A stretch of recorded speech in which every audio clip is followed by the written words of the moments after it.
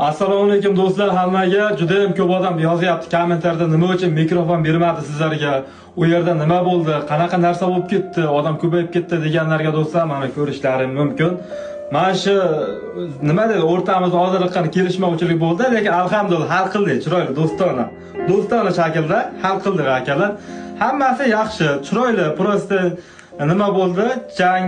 Jangni bir oygacha Oktagon ligadan chetlashtirdi. Chunki sababi u yerda hozirgina narsalar qilib qo'ydim. Emotsiyada bu narsa ham.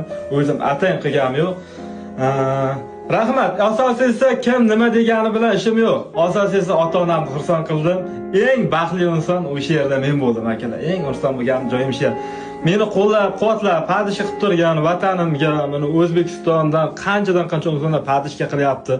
Hammalariga rahmat, borlariga shukr, jonlari omon bo'lsin. Endi qayerda bo'lsa ham mana bu O'zbekiston bayrog'ini nasib qilsa inshaalloh tepalardan tepalarga ko'taramiz do'stlar.